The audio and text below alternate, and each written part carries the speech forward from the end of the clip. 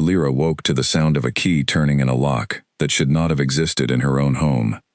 She sat up so fast her head spun. The attic room was dark except for a thin blade of moonlight cutting through the boarded window. Somewhere below her, she could hear music, laughter, the low hum of hundreds of voices gathered in the fields behind the house. The mating ceremony had already begun, and she was not there. She ran to the door and pressed her palm against the wood. It did not move. She pressed harder, then pounded with both fists, but the door had been reinforced sometime in the last few hours, while she slept, while she trusted the silence of her own house. "Della," she whispered, though no one could hear her. "You didn't." But she had. Elira had lived with her stepmother for 11 years, ever since her father brought Della into their home, with soft promises and softer smiles, and in all that time, Elira had never once doubted what the woman was capable of. Still, some small, foolish part of her had believed that tonight, of all nights, Della would let her go. Every Omega in the territory was required to attend the ceremony. It was law. It was tradition older than the packs themselves. To keep someone away was not just cruel. It was forbidden. Elira turned from the door and ran to the window, clawing at the boards nailed across it. Her nails were not sharp enough yet to help her, not fully turned, not in her human shape, and she did not have time to shift in a room this small. She pulled anyway, ignoring the sting in her fingers, ignoring the splinters digging into her palms. Downstairs, she heard footsteps, heavy ones. A man's footsteps, moving with the unhurried confidence of someone who knew he did not need to hurry. "Marcus," she said, under her breath. Della's hired guard had been posted outside her door, more times than Elira could count, but never like this. Never with an actual lock bolted into the frame. This was not a warning anymore. This was a plan, fully formed and already in motion. She thought of her father, gone 3 years now, and wondered, not for the first time, whether he had known what kind of woman he married. She thought of the ceremony fields, lit with torches, where every unmated wolf in 5 territories would stand beneath the open sky and wait for the scent that would change their life forever. She thought of every year she had watched from her window as other girls walked down toward the fires in white dresses, laughing, nervous, hopeful, while she stayed behind with a headache Della insisted she had. A fever Della swore was contagious. A mourning period Della claimed had to be respected. 3 years, 3 ceremonies missed, and now a 4th was happening a quarter-mile away, and Elira was locked in an attic like something to be ashamed of. She was done waiting to be believed. She grabbed the small wooden stool beside her bed, the only piece of furniture heavy enough to be useful, and swung it hard into the boarded window. The wood cracked but held. She swung again, and this time one of the boards splintered at the corner, just enough to let in more air, more sound, more of the world she had been kept from. Below, the footsteps stopped outside her door. "Go back to sleep," Marcus called through the wood, his voice flat, bored, the voice of a man doing a job he did not particularly enjoy, but would finish anyway. "Nothing good happens to girls who don't listen to their mothers." "She's not my mother," Elira snapped back, swinging the stool again. "Careful," he said. "That kind of talk is how girls end up locked in longer than one night." She did not answer him. She swung a 3rd time, and a 4th, and on the 5th the entire board gave way, and clattered down into the dark yard below. Cold night air rushed into the room, carrying with it the smoky sweetness of ceremony fires, and the distant murmur of a crowd larger than any Elira had heard in years. She leaned out and looked down, too far to jump safely in human form. Too far even to be sure of landing well in her wolf shape, not from this height, not onto the uneven stone path below, but not too far to be heard. She filled her lungs and let out a long, sharp howl, the kind reserved for emergencies, the kind every wolf in the territory was trained since childhood to recognize and answer. It was reckless. It might bring Della running before it brought anyone who could help her. It might do nothing at all, drowned out by the noise of the ceremony a quarter-mile away. She did it anyway, because the only thing worse than being caught was staying silent and being forgotten. Far off toward the ceremony fields, in the middle of a crowd of hundreds, a man went suddenly, completely still. Kale, Alpha King of the Northern Territories, had been standing at the head of the gathering for nearly an hour, greeting delegations, exchanging formal words with pack leaders, who had traveled days to be present, keeping his expression pleasant and unreadable in the way that royal wolves were trained to do from birth. He had done this every year for the last 6 years, since he was crowned. He knew the rhythm of it by heart, the greetings, the fires, the slow procession of hopeful young wolves stepping forward to be scented, the occasional spark of recognition between two strangers that the whole crowd would cheer for. None of it had ever moved him. He had begun to wonder, privately, whether it ever would. And then, carried faintly on the night wind, so faint he almost mistook it for his own imagination, came a howl. Not one of the ceremonial calls that echoed through the fields all evening. Something else, something raw and unpolished, and full of a fear he recognized instantly, though he could not have said how. He turned his head toward the sound before he even realized he had moved. "Your Grace?" The pack elder beside him, a silver-haired woman named Beatrix who had served 3 kings before him, followed his gaze with a frown. "Is something wrong?" Cale did not answer right away. He was listening, every sense stretched toward the direction of that sound, past the fires and the music, and the low, steady drumbeat of the ceremony itself. There was something else there, too, something beneath the howl, something he could not name, but felt in his chest, like a hook catching on a rib, a scent, or the memory of one, or the promise of one not yet arrived. He had heard wolves speak of this feeling before, in stories, in old songs sung by grandmothers to children who did not yet believe in mates. He had never expected to feel it standing in the middle of a crowded field, distracted by a sound from somewhere he could not see. "Nothing," he said finally, though it was clearly a lie, and clearly not one Beatrix believed.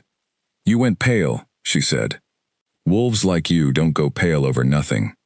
Cale allowed himself a small, controlled smile, the one he used for occasions that required patience he did not currently possess. "I need a moment," he said. "See that the presentations continue without me. I won't be long."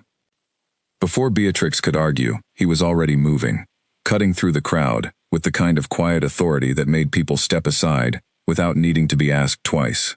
He did not run, not yet, not where anyone could see him.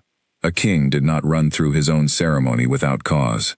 But the moment he cleared the last ring of onlookers, and the trees swallowed him into shadow, he broke into a full sprint, following a thread of scent and sound that grew stronger with every stride, pulling him away from the fires and out toward the darker edges of the territory, toward a house he did not recognize, and a girl he had never met, but somehow already knew he needed to find.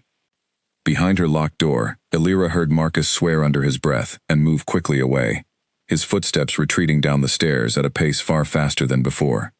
Something had changed. Something had spooked him. She pressed her ear to the crack in the door and listened. Voices downstairs now, low and urgent. Della's voice among them, sharper than usual, edged with something Elira had never heard from her before. Fear. "It's nothing," Della was saying, though not convincingly. "A stray. Probably one of the hunting packs, out past the fence line. Go back to your post." "That wasn't a hunting call," Marcus said. "You know it wasn't." Elira's heart pounded. She did not know what her howl had summoned, only that it had summoned something, and that something had frightened the 2 people who had spent years making sure she stayed small, hidden, and quiet. For the first time since the lock had turned, she let herself feel something other than fear. She let herself feel hope. She went back to the window, wedged her fingers into the gap where the board had broken away, and pulled with everything she had left. Wood groaned. Nails shrieked as they gave way. And then, all at once, the window was open, wide enough for her to fit through, wide enough to see the dark shape of the yard below and, beyond it, the tree line, where something was moving fast toward the house, faster than any ordinary wolf had any right to move. She did not know yet who was coming, but some deep, ancient part of her, older than fear, older than years of locked doors and quiet cruelty, already recognized the shape of him, and it rose in her chest like a held breath finally let go. The figure crossing the yard slowed as it reached the base of the house, and Elira, leaning as far out the window as she dared, found herself looking down into eyes that seemed to catch what little moonlight there was, and hold it. He had shifted back to human form somewhere in the trees, moving through the last stretch on 2 legs, silent as a held breath. He was tall, broad through the shoulders in the way of alphas who had earned their strength rather than simply inherited it, and he was staring up at her, as though she were the only thing in the world worth looking at. "You called," he said. His voice carried easily up to her, low and even, though she could hear the effort it took him to keep it that way. "I didn't know who would answer," she admitted. "Neither did I," he said, "until I heard you." Something passed between them then, wordless, immediate, a recognition that had nothing to do with names or titles, or the fact that they were strangers, who had never so much as exchanged a greeting. Alira had heard about this feeling her whole life, in stories told by aunts who had found their mates, and in warnings whispered by girls who feared they never would. She had never expected to feel it from a locked attic window, staring down at a man she did not yet know was the most powerful wolf in 5 territories. Below, at the front of the house, a door slammed open. "Get away from my property!" Della's voice rang out across the yard, shrill and furious, now that whatever fear had gripped her had curdled into anger. "Whoever you are, this is not your business." The man below did not so much as glance toward her. His eyes stayed fixed on Alira. "What's your name?" he asked. "Alira," she said. "Alira." He said it like he was testing the weight of it, like he intended to remember it for a very long time. "I'm going to get you out of there. Stay back from the window." "You don't even know who I am," she said, though she was already stepping back, already bracing for whatever came next. "I know enough," he said, and then he was moving again, faster than her eyes could properly follow, up the side of the house, using handholds she had not even known existed, until he reached the broken window, and pulled himself up, and over the sill, in one smooth motion that left her breathless, in a way that had nothing to do with fear. Up close, in the thin moonlight of the ruined attic room, he looked even more out of place than he had from a distance. His clothes, though simple, were finely made, in a way that spoke of wealth she had never encountered. There was a bearing to him, a stillness beneath the urgency, that made her think, for the first time, that this was not simply a passing traveler who had heard a stranger's cry for help. "Who are you?"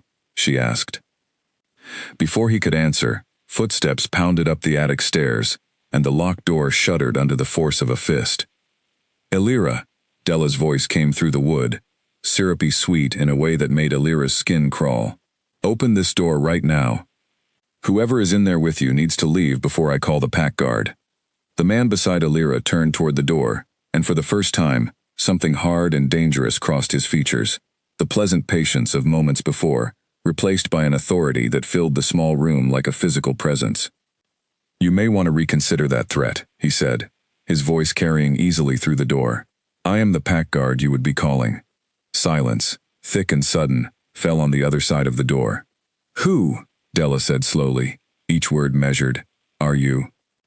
He glanced once more at Alira, as if checking that she was ready to hear it, and then he answered, loud enough for everyone below to hear.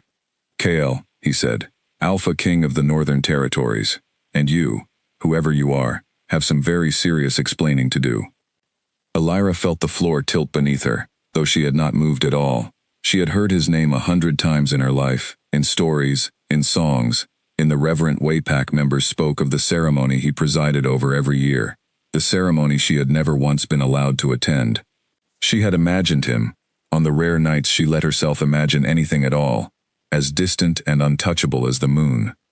She had not imagined him standing in her attic, having just climbed the side of a house because he heard her cry out in the dark.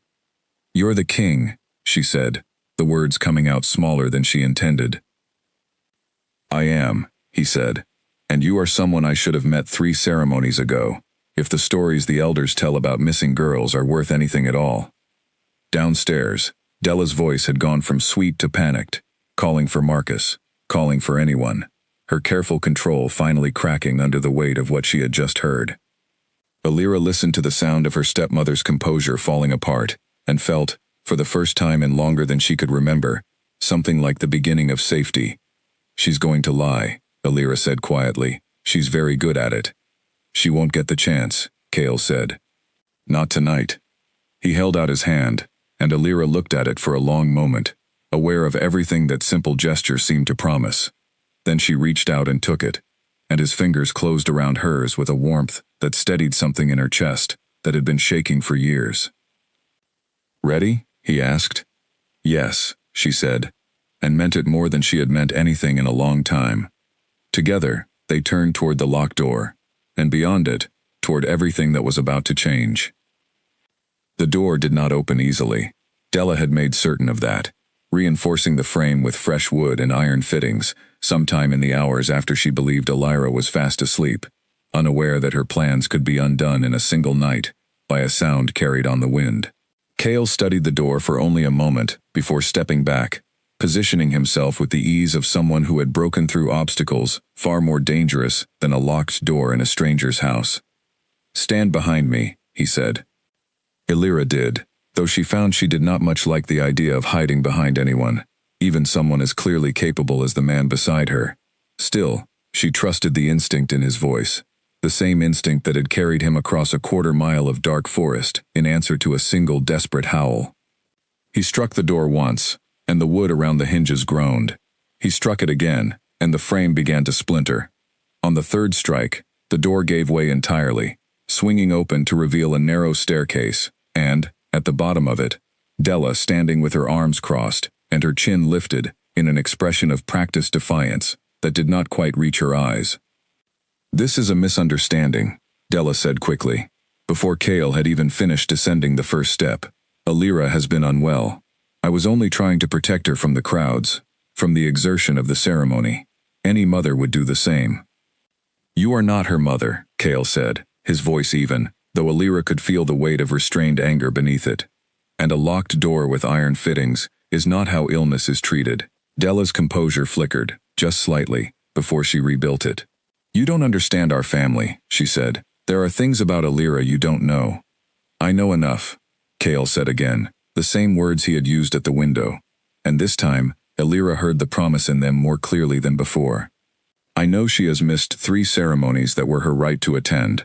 I know she was locked in a room tonight, while the rest of the territory celebrated below her window, and I know that whatever reasons you intend to offer, they will be examined by the pack elders, not decided by you alone in this house." Marcus appeared in the hallway behind Della, his earlier confidence entirely gone, now that he understood exactly who he had been speaking to, through a locked door only minutes before. He did not attempt to intervene. He simply stood very still, the way wolves did when they recognized a threat too large to challenge. "You cannot simply take her," Della said, her voice rising now, panic finally breaking through the careful mask she had worn for years. "There are procedures. There are laws about custody, about family standing. There are also laws," Cale said, cutting her off with a calm that was more frightening than any raised voice could have been, "about the confinement of an Omega against her will, especially on the night of a mandatory ceremony. I imagine the elders will find that particular law far more relevant to this evening than any argument about custody you intend to make." Della opened her mouth to respond, but no words came. For the first time in Elira's memory, her stepmother looked genuinely afraid, and there was something almost dizzying about witnessing it, after years of being the one who felt that fear instead. "Elira," Cale said, turning to her, his voice softening in a way it had not softened for Della. "Do you want to leave this house tonight?" The question landed harder than she expected. It had been so long since anyone had asked her what she wanted, so long since her own wishes had mattered to anyone in this house, that for a moment, she simply stood there, letting the weight of being asked settle over her. "Yes," she said finally, her voice steadier than she felt. "I want to leave." "Then that is what will happen," Cale said, and held out his hand to her once more. She crossed the small distance between them and took it, aware of Della's eyes on her, aware of years of carefully built fear trying to convince her to look back, to apologize, to make herself smaller so the anger in the room would pass over her the way it always had. She did not look back. She let Cale lead her past her stepmother and down the stairs, past the front door she had not walked through freely in longer than she wanted to admit, and out into the cool night air, where the sound of the ceremony still drifted faintly from the fields beyond. "You're trembling," Cale said quietly, once they had put some distance between themselves and the house. "I've never left through the front door before," Elira admitted. "Not in the last 3 years." Something shifted in his expression, something that looked almost like anger on her behalf, quickly smoothed over into a calm she suspected he had practiced for exactly these kinds of moments. "That ends tonight," he said. "Whatever happens next, you will never be locked away again. I intend to make certain of that personally." Elira looked at him, this stranger who had somehow become, in the span of a single terrifying and extraordinary night, the person standing between her and every fear she had ever known, and felt something unfamiliar settle in her chest. Not quite safety, not yet, not fully, but the beginning of it. The first steady breath after years of holding one in. Behind them, the house grew smaller as they walked, and ahead of them, faint but growing brighter with every step, the fires of the ceremony still burned, waiting for a girl who had finally, after 3 long years, been given the chance to walk toward them.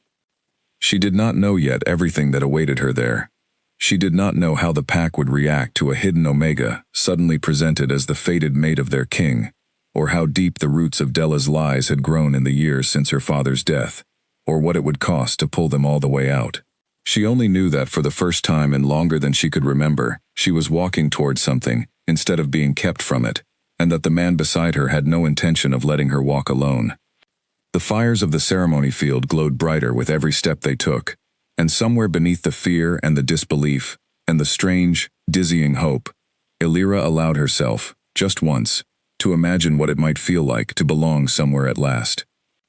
The walk from the house to the ceremony fields felt longer than it should have, though Elira suspected that had less to do with distance, and more to do with the strangeness of everything happening around her.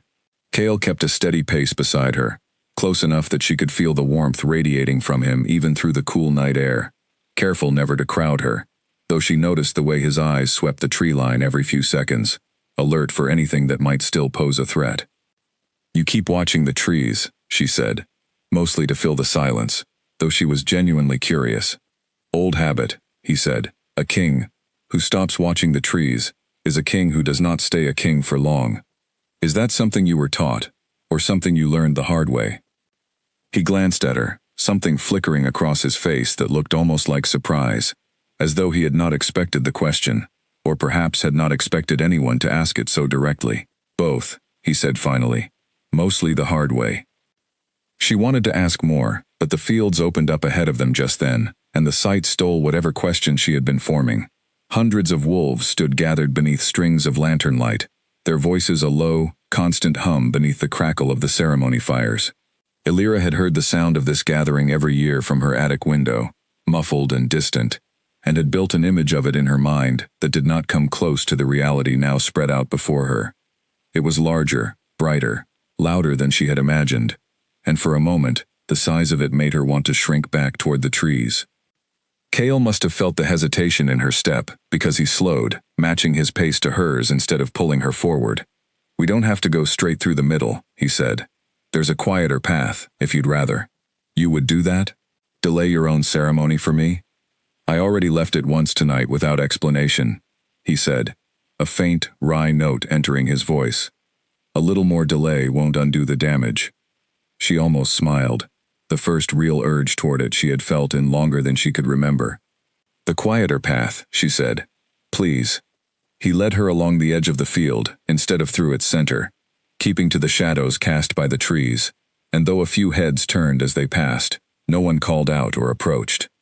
Elira suspected that had less to do with luck, and more to do with the simple fact that no one dared interrupt their king, even one moving along the outskirts of his own gathering, with an unfamiliar girl at his side. "They're going to ask questions," she said quietly, watching the crowd from a distance. "About who I am. About why I'm with you." "They will," Cale agreed. "And you don't have to answer any of them tonight, if you're not ready." "Will you have to?" He considered this honestly, rather than offering an easy reassurance, which she found she appreciated more than she expected to. "Eventually, yes. A king cannot simply appear with someone and offer no explanation.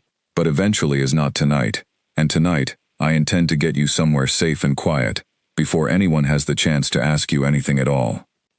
They reached the edge of the field, where it met the beginning of the pack's central grounds, a cluster of stone buildings that had stood for generations, older than either of them, older than the ceremony itself. Cale led her toward a smaller structure set apart from the others, a modest lodge, with lantern light glowing warm behind its windows. "This belongs to the elders," he explained, opening the door for her. "It will be quiet here. No one will disturb you without my permission." Inside, the lodge was simply furnished, but comfortable. a fire already burning low in the hearth, as though someone had known it might be needed tonight. Elira stepped inside and felt the tension in her shoulders ease slightly, the first real relaxation she had allowed herself since the sound of the key turning in her attic door. "Sit," Cale said gently, gesturing to a chair near the fire. "You've had a difficult night." She sat, though she found herself watching him rather than the flames, studying the way he moved through the small space with an ease that suggested he had spent time here before, on nights far calmer than this one. "You said the elders would examine what Della did," she said. "What does that mean exactly?" Cale settled into the chair across from her, his expression turning serious. "It means a formal inquiry. The elders will want to understand how long this confinement lasted, why it happened, and whether pack law was broken. Given what I witnessed tonight, I suspect the answer to that last question will not be difficult to reach." "She'll deny everything," Elira said. "She always does. She's very convincing when she wants to be." "She may be convincing to people who have not seen what I saw tonight," Cale said. "But I climbed the side of that house myself.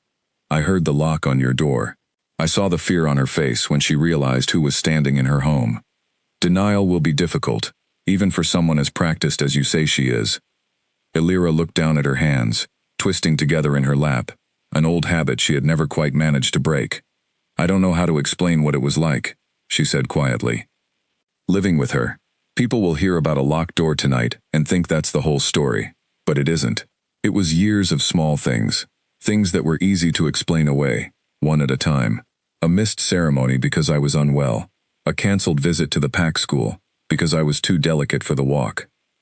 Nothing anyone could point to and call cruel, not on its own. But all of it together."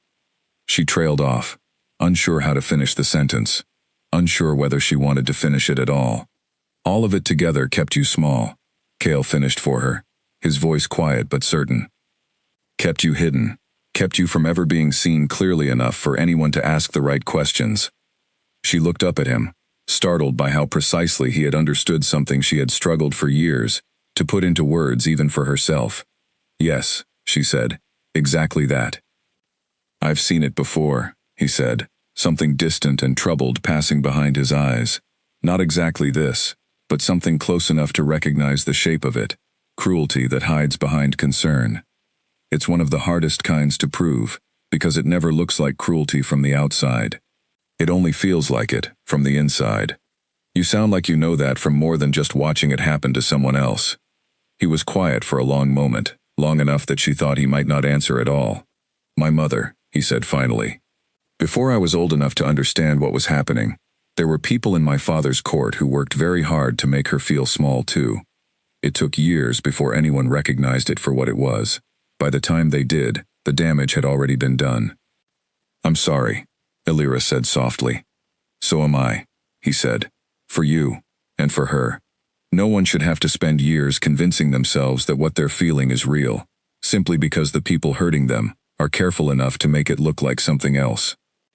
The fire crackled between them, filling the silence that followed with something almost comfortable, despite everything that had happened, despite everything that still remained uncertain.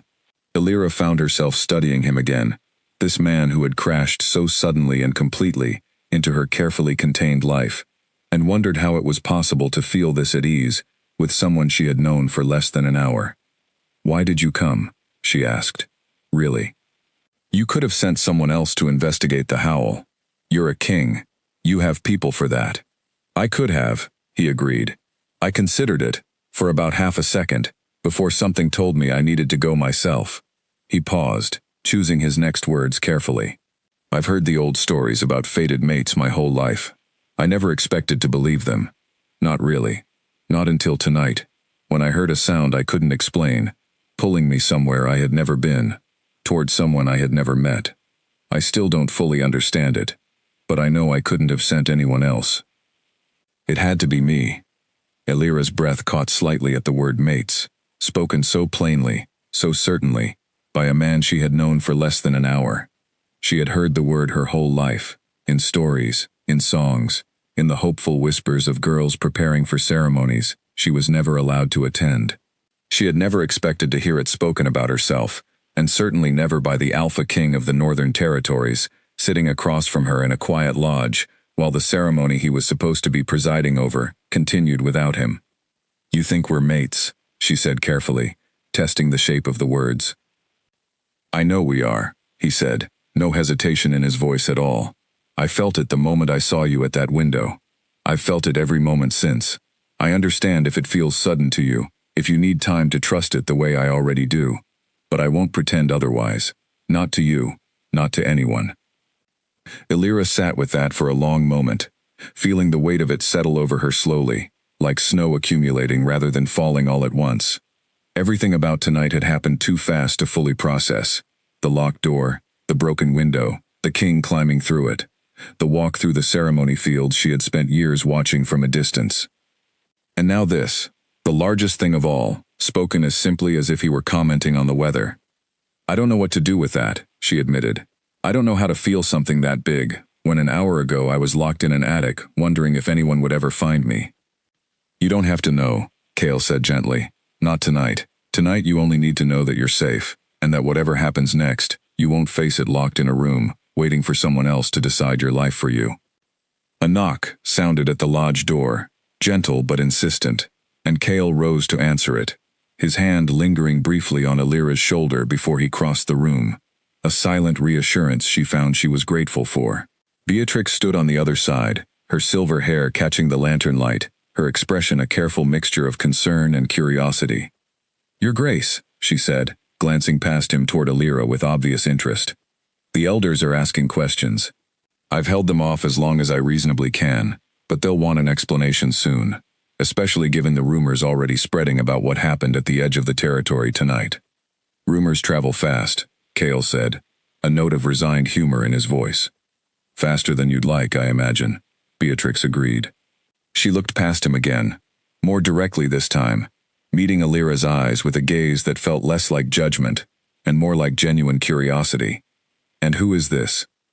Illyra felt her chest tighten, old instincts urging her to shrink back, to let someone else answer for her the way she had allowed for years. But something about the warmth still lingering from Cale's hand on her shoulder, something about the steadiness of the fire and the quiet lodge and the man who had climbed through her window without a moment's hesitation, gave her the courage to answer for herself instead. "My name is Illyra," she said, straightening in her chair. "I should have been at this ceremony 3 years ago. I have a great deal to explain, and I intend to explain all of it, starting now." Beatrix's eyebrows rose slightly, surprise, and something that looked almost like approval crossing her weathered face. "Well," she said, "that is certainly a beginning worth hearing." Cale glanced back at Illyra, something like pride flickering in his expression, and extended his hand toward her once more. "Then let's give them exactly that," he said. "Together." She took his hand, rising from the chair with a steadiness she had not expected to feel, so soon after everything that had happened, and together they stepped toward the door, toward the elders waiting beyond it, toward the beginning of a truth that had been buried for far too long.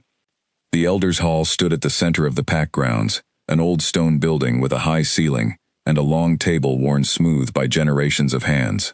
By the time Cale led Illyra through its heavy doors, word of the night's events had already spread through the gathering outside, and the hall itself was fuller than she suspected it usually was at this hour, elders and senior pack members filling the benches along the walls, their voices dropping to murmurs as she and Cale entered. Illyra felt every eye in the room settle on her at once, and for a moment, the old instinct to disappear rose up so strongly that she nearly stopped walking altogether.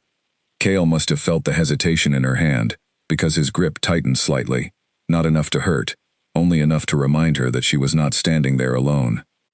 "You don't have to say more than you're ready to say," he murmured, low enough that only she could hear. "Take whatever time you need." She nodded, drawing in a slow breath, and let him guide her to a seat near the head of the long table, where Beatrix and several other elders were already gathered, their expressions ranging from cautious curiosity to open concern. At the far end of the table sat a woman Illyra did not recognize, dressed in the formal colors of the Pack Council, her sharp eyes moving between Illyra and Cale, with the careful attention of someone whose entire role was to notice things others missed.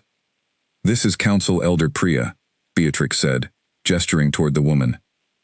She oversees matters of pack law, including anything concerning the treatment of omegas within family households. I have already briefed her on what little we know. Priya inclined her head toward Alira, her expression neither warm nor unkind, simply attentive. I understand you have missed 3 consecutive mating ceremonies, she said. I would like to understand why, in your own words, if you are willing to share them. Alira glanced at Kale, who gave her a small, steady nod, and then she looked back at the elders gathered around the table, feeling the weight of their attention settle over her like a physical thing. She had spent so many years being told her voice did not matter, that her experiences were exaggerations, that the truth she carried inside her was something to be ashamed of, rather than something worth stating plainly.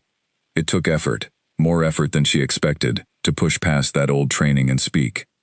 My father married my stepmother, Della, when I was young, she began, her voice steadier than she felt. For the first few years, things were difficult, but not unbearable.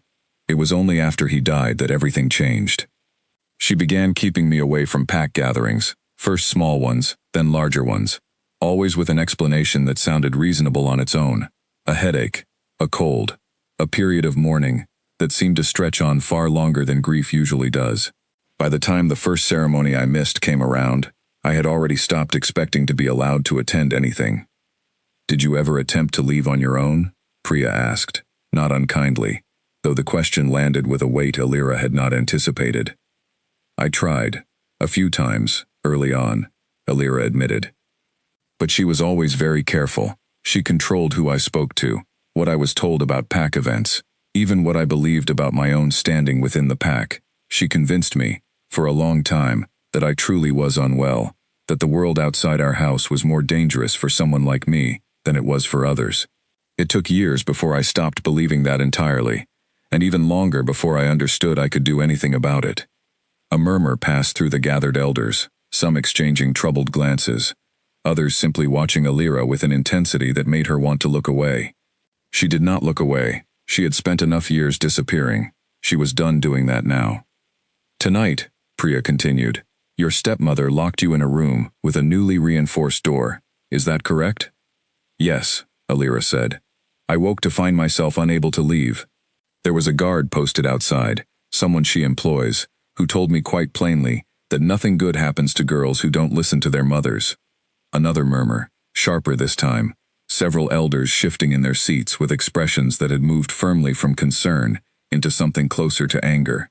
Beatrix's jaw tightened visibly, and even Priya, who had maintained an even, professional composure throughout the questioning, allowed a flicker of something harder to cross her features. And you, Your Grace, Priya said, turning her attention to Kale. You discovered this situation how, exactly? I heard her call for help, Kale said simply. A distress howl, carried on the wind from somewhere outside the ceremony grounds. I followed it. What I found was a locked door, a guard attempting to prevent entry, and a girl who had been kept from her rightful place in this pack for 3 years running. You climbed to a second-story window, Priya said, something almost like disbelief coloring her tone. I did, Kale confirmed, without a trace of embarrassment. It seemed the fastest way to reach her. A few elders exchanged glances that Alira could not quite read, somewhere between amusement and awe, though Priya's expression remained carefully neutral, her focus already moving toward the practical matters at hand. This will require a formal inquiry, she said. Your stepmother will need to answer these claims directly, before this council, with the opportunity to respond to each of them. I want to be clear that this process will not be quick, and it will not be comfortable for anyone involved, including you, Alira. Are you prepared for that? Alira thought of the years of small, careful cruelties, the birthdays spent alone in her room, while Della hosted gatherings downstairs, the pack school she was never allowed to attend, the slow, patient erasure of her place in a community that should have been hers by right from the moment she was born. She thought of the locked door tonight, the iron fittings installed sometime while she slept, the certainty in Della's voice that no one would ever question her version of events. Yes, Alira said, and this time there was no hesitation in her voice at all. I'm prepared. Priya studied her for a long moment, something that might have been respect settling into her expression. Very well, she said. The inquiry will begin formally tomorrow. Tonight, I would suggest you rest. and that the two of you consider carefully how you intend to proceed, given the additional complications your bond raises." "Additional complications?" Alira asked. Beatrix leaned forward slightly, her expression turning careful. "A bonded mate to the Alpha King is not a small matter," she explained. "There will be those within this pack, and among our allied territories, who question the timing of this discovery, given how publicly and suddenly it has emerged tonight. Some will wonder whether ambition, rather than fate, has played a role in tonight's events." "Ambition," Alira repeated, something cold settling in her stomach. "You mean they'll think I planned this? That I somehow arranged to be locked in an attic on the one night the king would be close enough to hear me?" "I mean," Beatrix said carefully, "that people who have spent years believing certain things about the order of the world do not always welcome sudden changes to it gracefully, regardless of how true or deserved those changes may be. I am not saying this to discourage you. I am saying it so you understand what lies ahead." Kale's hand found Alira's beneath the table, steady and certain, and she found herself grateful for the small, grounding weight of it. "Let them wonder," he said, his voice carrying just enough to be heard by everyone at the table. "The truth of tonight is not difficult to verify. A guard who can be questioned, a reinforced door that still bears the marks of its recent installation, a stepmother whose reaction, when confronted, was fear rather than confusion. Anyone who wishes to question the sincerity of what happened tonight is welcome to examine the evidence for themselves." Priya inclined her head, something like approval in the gesture. "Well said," she said.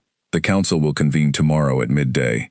Alira, you will be given quarters here at the central grounds tonight, under guard for your own safety, given the uncertainty surrounding your stepmother's current state of mind."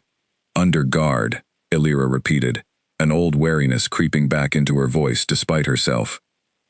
"For protection, not confinement," Beatrix clarified gently, seeming to understand exactly why the phrase had unsettled her. "You will be free to move as you wish within the grounds. The guard is simply a precaution, given that the person responsible for tonight's events remains at large and has already shown a willingness to act rashly." Alira nodded slowly, understanding the distinction even as some old, wary part of her continued to bristle at any arrangement that sounded even remotely like the confinement she had just escaped. Kale, seeming to sense this, leaned slightly closer.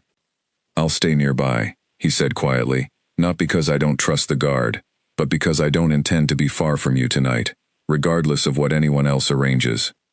Something in his voice, low and certain, eased the tightness in her chest more than she expected it to.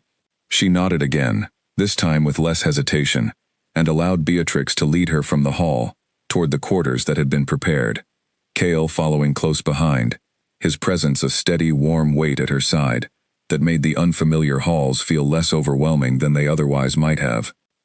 Outside, the ceremony fires still burned in the distance, though the crowd had thinned considerably as word of the night's unusual events continued to spread. Alira caught fragments of conversation as they passed small clusters of pack members lingering near the paths, voices dropping to whispers the moment they noticed her, though not quickly enough to hide what they had been saying.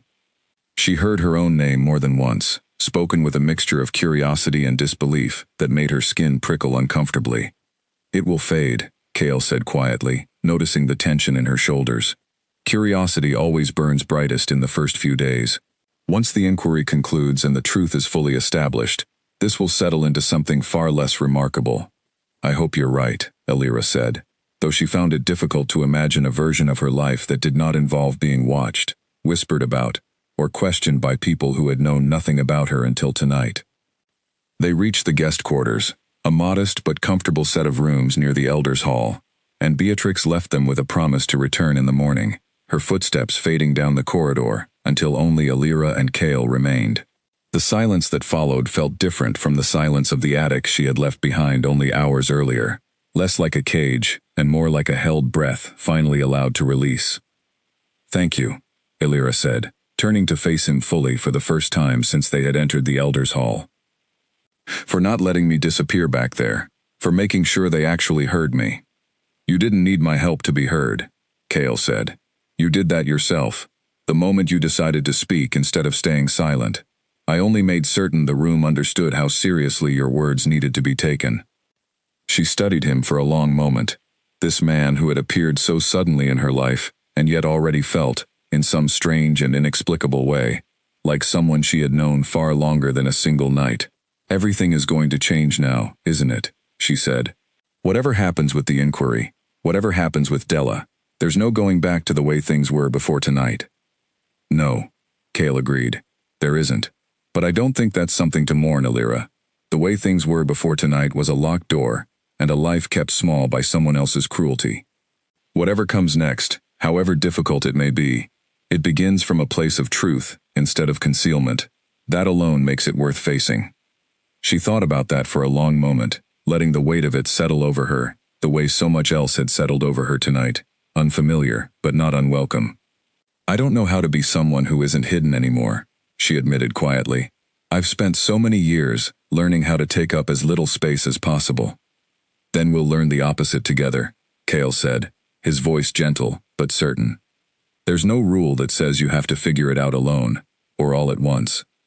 Tonight, all you need to do is rest, and know that tomorrow, whatever the inquiry brings, you won't be facing it from a locked room. You'll be facing it standing beside people who already believe you." Alira felt something loosen in her chest, some tightly wound thread that had held for 3 long years finally beginning, however slowly, to unwind. "Standing beside you," she said softly, testing the words.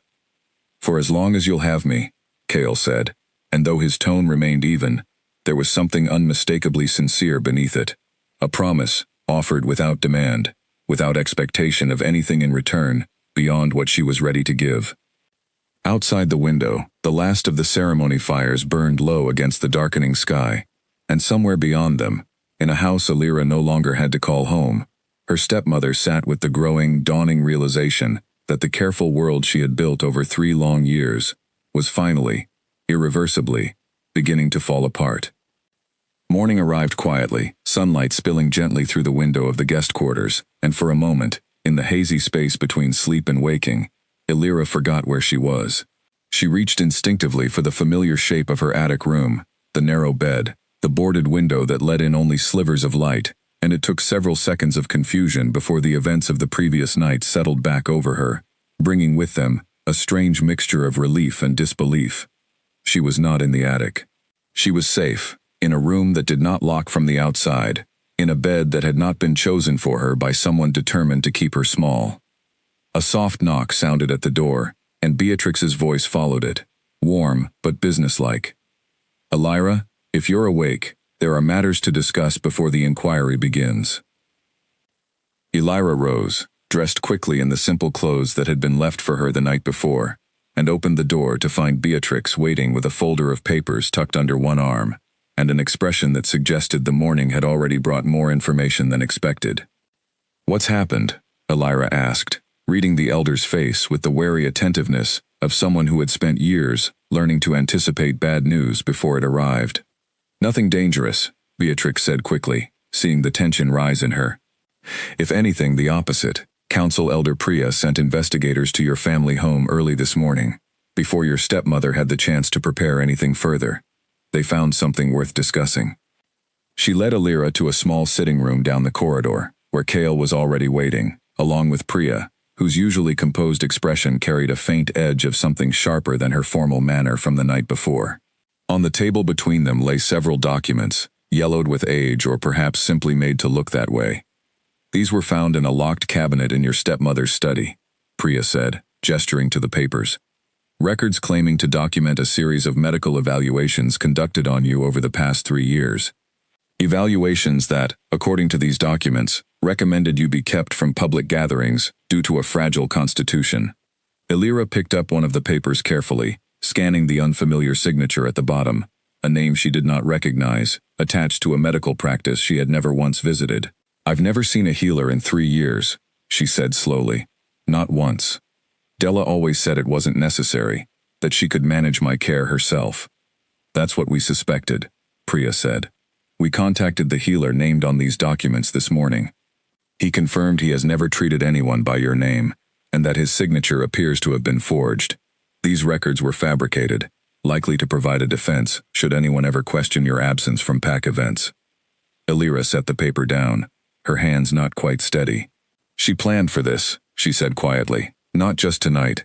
She planned for someone to ask questions eventually, and she made sure she had an answer ready, even if it meant lying about a healer who never once examined me. It appears that way, Priya confirmed. This will be significant evidence in today's inquiry. Forged medical documents are difficult to explain away, regardless of how convincing a person's other arguments might be. Kale, who had remained quiet through the exchange, reached over and took Alira's hand gently, grounding her against the fresh wave of anger and disbelief rising in her chest. "This isn't your burden to carry," he said. "The deception was hers. The consequences of it will be hers as well." "I know that," Alira said, though her voice carried more uncertainty than she intended. "But it's strange, seeing it laid out like this. Proof, finally, after years of being told I was imagining things, that I was exaggerating, that I should simply be grateful for how well she cared for me. I always suspected there was more to it than illness. I never imagined she went to the trouble of forging documents to make sure no one questioned her. People who build careful lies often go to greater lengths than seems reasonable," Beatrix said gently. "It is, in its own way, an admission of guilt. Someone confident in the truth of their actions rarely feels the need to forge evidence supporting them." A knock interrupted the conversation, softer than Beatrix's had been, almost hesitant. Priya rose to answer it, and when she opened the door, Alira felt her stomach tighten at the sight of the young woman standing on the other side. Nora, Della's daughter, and, in a strange and complicated way that Alira had never quite untangled, something close to a sister, though the word had never felt accurate for the relationship they actually shared. Nora was a year younger than Alira, with her mother's sharp features softened by an anxiousness that had always seemed at odds with Della's careful confidence. "I heard what happened," Nora said, her eyes flicking nervously between the faces in the room before settling on Alira. "I wanted to see if you were all right." "You're welcome to come in," Priya said, though her tone carried a note of caution, watching Nora carefully as she stepped into the room. Nora hesitated near the doorway, her hands twisting together, in a gesture uncomfortably similar to one Alira recognized in herself. "I didn't know," she said quietly, addressing Alira directly now. "About the lock, about the documents, about any of it. I knew you missed the ceremonies. I knew my mother kept you close to home. But I thought it was because you truly weren't well. I never imagined she was lying about all of it." Alira studied her stepsister's face, searching for any trace of the same careful performance Della had always been so skilled at, and found, to her surprise, what looked like genuine distress instead. "Did you ever ask her directly?" Alira asked. "Whether I was truly ill?" Nora's expression crumpled slightly. "Once," she admitted. "A few years ago. She told me it wasn't my concern, that you needed rest and quiet, and that asking too many questions would only upset you further. I believed her. I'm ashamed to admit how easily I believed her." "You were young," Beatrix said gently, "and she was your mother. It is not so strange to trust the word of the person who raised you, especially when that person is skilled at making deception sound like care." Nora nodded, though she did not seem entirely comforted by the reassurance. She turned back to Alira, her voice dropping lower. "I don't expect you to forgive any of this," she said. "I don't even know what I'm asking for, coming here. I only wanted you to know that whatever the inquiry decides, I don't intend to defend her, not after this." Alira felt something complicated settle in her chest, not quite forgiveness, not quite trust, but something that acknowledged the difference between Nora's quiet complicity and Della's active cruelty. "Thank you for saying that," Alira said finally. "It matters, even if I'm not sure yet what to do with it." Nora nodded again, seeming to understand that this was as much acceptance as the moment could reasonably offer, and excused herself quietly, leaving the small room feeling somehow both lighter and heavier at once. "That took courage," Kale observed once the door had closed behind her. "Coming here, admitting what she admitted, knowing how it might be received. Or it took calculation," Priya said, her tone carefully neutral. "It would be wise to consider both possibilities, given how much is still at stake for her mother's standing, and by extension her own." Alira turned this over in her mind, weighing the genuine distress she had seen in Nora's face against the reasonable caution Priya was suggesting. She did not know, not yet, which explanation was closer to the truth. Perhaps, she thought, it did not need to be one or the other entirely. People, she was beginning to understand, were rarely as simple as either complete honesty or complete performance? I don't know what to think of her, Elira admitted. But I don't think that's a question I need to answer today. No, Priya agreed. Today's questions are considerably more pressing. She gathered the forged documents carefully, tucking them back into her folder. The inquiry begins in 2 hours. I suggest you use the time to prepare yourself, both of you. What comes next will not be easy, regardless of how strong the evidence in your favor already appears. As Priya and Beatrix left to finalize preparations for the hearing, Kale remained behind, watching Elira with an expression that carried more concern than he had shown since the previous night. You've gone quiet, he observed. I keep thinking about the healer she invented, Elira said slowly. The forged signature, the length she went to, just to make sure no one questioned her. I always knew she didn't want me at the ceremonies. I never understood how much effort she put into making sure that absence looked reasonable to everyone else. Effort born of fear, most likely, Kale said. She understood, on some level, that the truth would not survive scrutiny, so she built a version of events sturdy enough to withstand it, or so she believed. And now it's falling apart anyway, Elira said. Now it's falling apart anyway, Kale agreed. Because the truth, however carefully buried, tends to surface eventually. Sometimes it simply needs the right howl, carried on the right wind, to someone willing to listen. Elira allowed herself a small, tired smile at that, the first genuine one she had managed all morning. You make it sound almost simple. It rarely is, Kale admitted. But today, at least, you won't be facing it alone. Whatever the inquiry uncovers, whatever Della attempts to argue in her defense, you will have people in that room who already know the truth, and who intend to make certain everyone else understands it as well. Outside, the sound of the pack grounds waking fully into the day drifted through the window, footsteps and distant conversation, the ordinary rhythm of a community going about its morning, entirely unaware of how much was about to change within it. Elira listened to it for a long moment, letting the ordinary sounds steady her nerves, and thought, with a clarity that surprised her, that she was ready. Not entirely without fear. Not entirely without the old, familiar urge to disappear rather than be seen, but ready, in the way that mattered most, to walk into that hearing room, and finally, after 3 long years of silence, tell the whole truth to a room full of people prepared to listen. The elders' hall was full by the time the hearing began, benches lined with pack members who had heard enough rumors overnight to ensure not a single seat remained empty. Elira sat near the front beside Kale, her hands folded tightly in her lap, aware of the weight of dozens of curious eyes settling on her the moment she entered.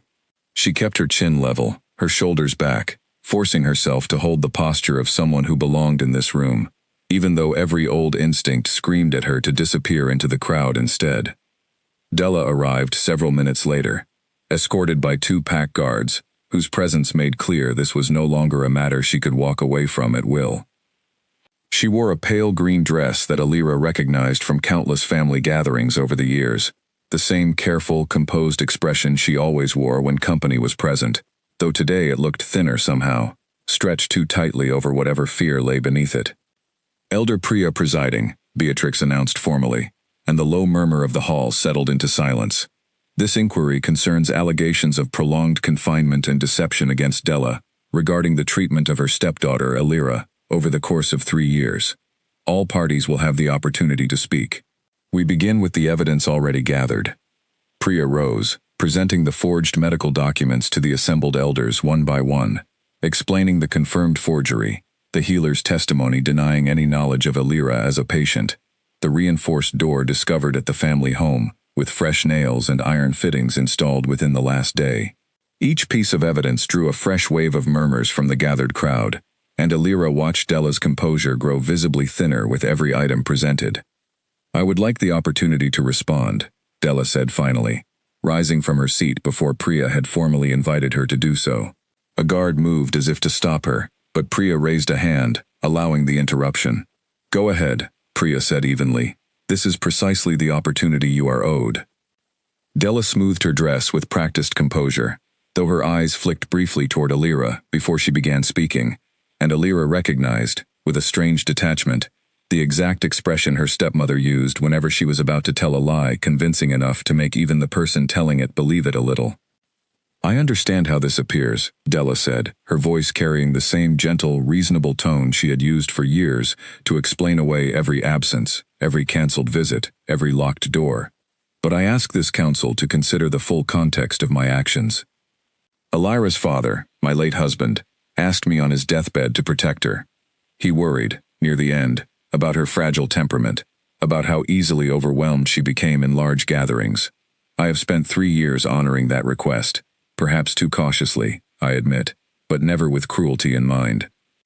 A murmur rippled through the hall, and Elira felt something hot rise in her chest at the mention of her father. At the casual, practiced way Della invoked his memory to excuse 3 years of careful confinement. That is not what he asked, Elira said, rising from her seat, before she fully decided to, her voice cutting through the murmur, with a clarity that surprised even her. I was there when he died. I remember what he said. He asked you to take care of me. He never once said to keep me hidden, to keep me from the ceremonies, to convince me I was too fragile for a world I had lived in perfectly well for 16 years before you decided otherwise. Della's composure flickered, just briefly, before she recovered it. You were young, she said. Grief distorts memory. I don't fault you for remembering things differently than they happened. I remember perfectly, Elira said, her voice steady now. Years of held-back words finally finding their way free. I remember because I have spent 3 years turning that memory over, trying to understand how the version of events you kept telling me could possibly be true. It never made sense, not really. Not from the very beginning. I only stopped questioning it because you made questioning it feel dangerous.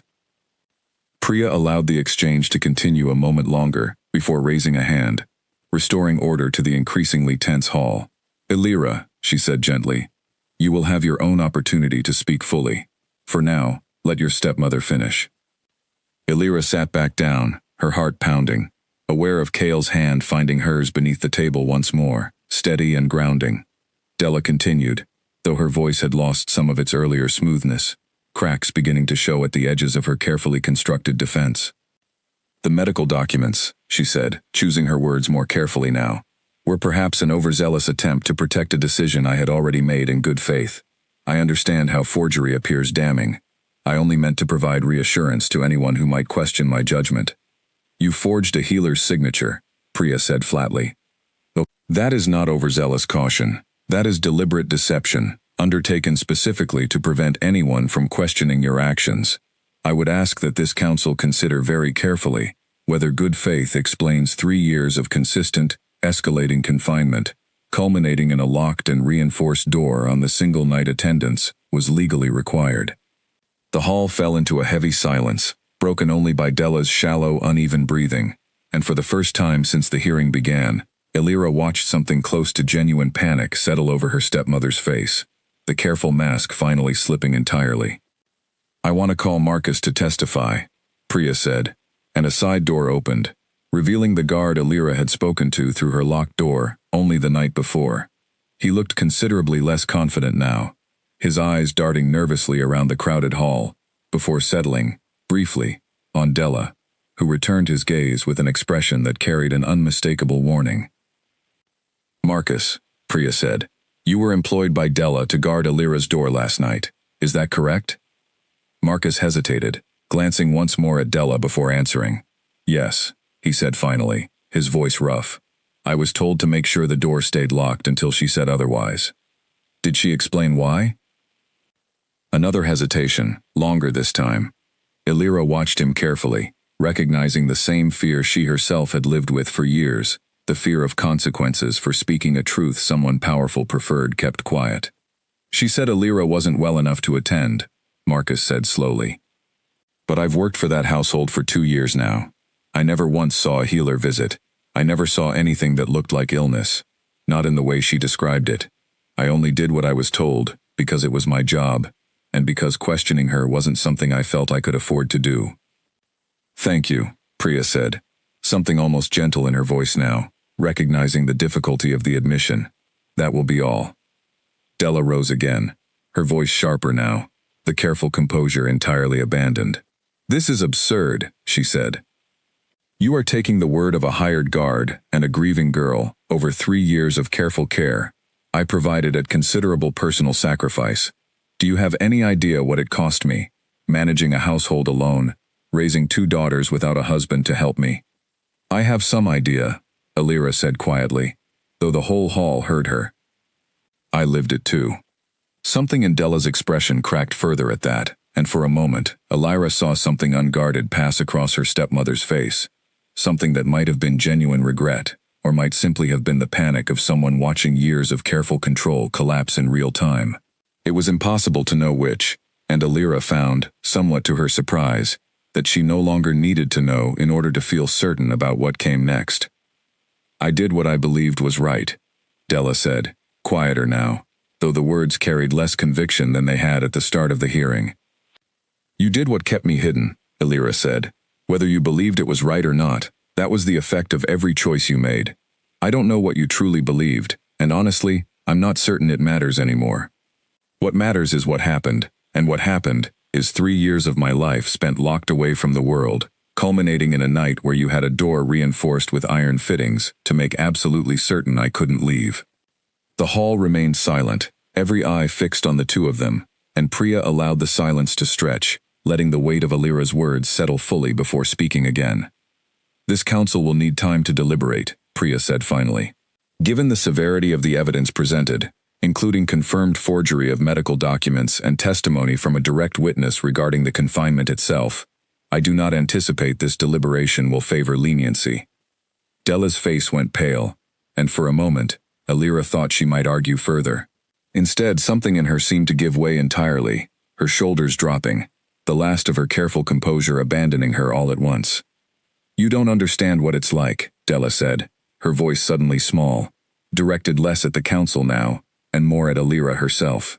Watching a girl who will always outshine your own daughter simply by existing. Watching alphas look past Nora entirely the moment they catch sight of you, even hidden away, even at a distance. I told myself I was protecting you. Perhaps some part of me was protecting myself instead. The admission landed heavily in the silent hall, and Alira felt something complicated rise in her chest. Not quite forgiveness, not quite satisfaction, but something that finally, after 3 years, resembled understanding. Not an understanding that excused what had happened, but one that made sense of it, in a way 3 years of confusion never had. That's the first true thing you've said all morning, Alira said quietly. Priya rose, signaling the end of the day's proceedings. This council will reconvene tomorrow with our full findings, she announced. Until then, Della will remain under guard at her residence, and Alira will remain under the protection of the central grounds. As guards moved to escort Della from the hall, she cast one final look back toward Alira, an expression Alira could not quite read, somewhere between resentment and something almost like relief, at finally being seen clearly, even if that clarity came at considerable cost. Then she was gone, led from the hall through the same side door Marcus had entered from, and the tension that had filled the room for the better part of an hour began, slowly, to ease. Cale turned to Alira as the hall began to empty around them, his expression carrying a mixture of pride and quiet concern. You did that, he said softly. Every bit of it. I only stood beside you. It didn't feel like enough, Alira admitted, her hands finally beginning to shake, now that the adrenaline of the hearing had started to fade. Hearing her say all of that, I thought I would feel more satisfied. Instead, I mostly just feel tired. That's allowed, Cale said gently. You don't have to feel triumphant simply because the truth finally won. Sometimes, it's enough to feel relieved, and exhausted, and ready for the day to be over. Alira leaned into him slightly, allowing herself, for the first time since the hearing began, to simply exist, without the weight of proving anything to anyone. Outside the hall, the pack grounds carried on with their ordinary afternoon rhythm, unaware that somewhere within the stone walls behind them, 3 years of carefully guarded truth had finally, irreversibly, come out into the light. Night fell quickly over the pack grounds, and Alira found herself unable to sleep, despite the exhaustion pulling at every limb. She sat by the window of her guest quarters, watching the lanterns along the paths flicker in the evening breeze, replaying the hearing over and over in her mind, Della's voice cracking, as her careful composure finally gave way to something raw and unguarded. A soft knock interrupted her thoughts, and she opened the door to find Cale standing there, still dressed, his expression carrying an alertness that told her immediately something was wrong. "What's happened?" she asked, old instincts sharpening instantly. "Della's guards report she's missing from her residence," Cale said. "She was supposed to remain confined there until tomorrow's ruling. Sometime in the last hour, she slipped past them." Alira's stomach dropped. Where would she go? "We don't know yet," Cale admitted. "But given what's at stake for her tomorrow, I don't intend to assume the answer is nowhere important." Within minutes, a small search party had gathered near the central grounds, torches lit against the darkness, Beatrix issuing quiet instructions to a handful of trusted pack members, while Priya coordinated with the guards, who had lost track of Della in the first place. Alira stood at the edge of the gathering, refusing Cale's gentle suggestion that she remain safely inside.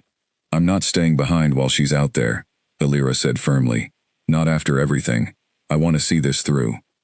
Cale studied her for a long moment, something like reluctant respect crossing his features before he nodded. "Stay close to me then," he said. "Whatever this is, I don't intend to let you face it alone." They moved out into the darkened forest, following the same paths Alira had walked with Cale, only the night before. Though everything felt different now, charged with an urgency that made every shadow between the trees feel heavier than it should. Beatrix's search party fanned out in careful formation, calling softly to one another as they combed through the underbrush, until a sharp whistle from somewhere ahead brought everyone converging toward a single point. They found Marcus first, kneeling on the ground near a narrow ravine, his hands bound loosely with a length of rope, a strip of cloth tied hastily around his mouth. He struggled against his restraints the moment he saw them approaching, and Cale crossed the distance quickly, pulling the gag free. "She's gone toward the old crossing," Marcus gasped, once he could speak again. "The one near the northern boundary. She said if she couldn't stay here, she wasn't leaving without something to bargain with." "Bargain with what?" Beatrix demanded. Marcus's eyes flicked toward Alira, and dread settled cold and heavy in her chest even before he answered. "Nora," he said. "She's taken Nora with her." The forest seemed to tilt slightly around Alira as the words landed. Whatever complicated feelings she carried toward her stepsister, whatever uncertainty remained about Nora's true intentions, the thought of her being dragged into the darkness by a mother desperate enough to abandon every careful plan she had ever made sent a wave of genuine fear through her. "The northern crossing leads out of the territory entirely," Beatrix said grimly. "If she reaches it before we catch up, we lose any authority to pursue her beyond these lands." "Then we don't let her reach it," Cale said, already moving, his voice carrying the same absolute certainty it had held the night he climbed through Alira's attic window. "Beatrix, take half the party along the ridge path. It's longer, but it will cut her off if she follows the ravine, the way Marcus described. I'll take the direct route." "Your Grace, that path is dangerous in the dark," Beatrix warned. "The footing near the crossing has never been reliable." "I'm aware," Cale said. "It's also faster, and speed is what matters most right now." Alira fell into step beside him without hesitation, ignoring the flicker of concern that crossed his face when he glanced her way. "I'm coming," she said, before he could suggest otherwise. "Nora came to see me this morning. Whatever guilt she carries, whatever uncertainty I still have about her, she doesn't deserve to be caught in the middle of whatever Della is planning tonight." Cale held her gaze for a moment, weighing the argument, before nodding once, sharp and decisive. "Stay close," he said again, and together they broke into a run, following the narrow, uneven path that wound down toward the ravine and, beyond it, the northern crossing. The trail grew treacherous quickly, roots and loose stone making every step uncertain in the darkness, but Alira pushed forward regardless, fear for Nora outweighing every ache building in her legs.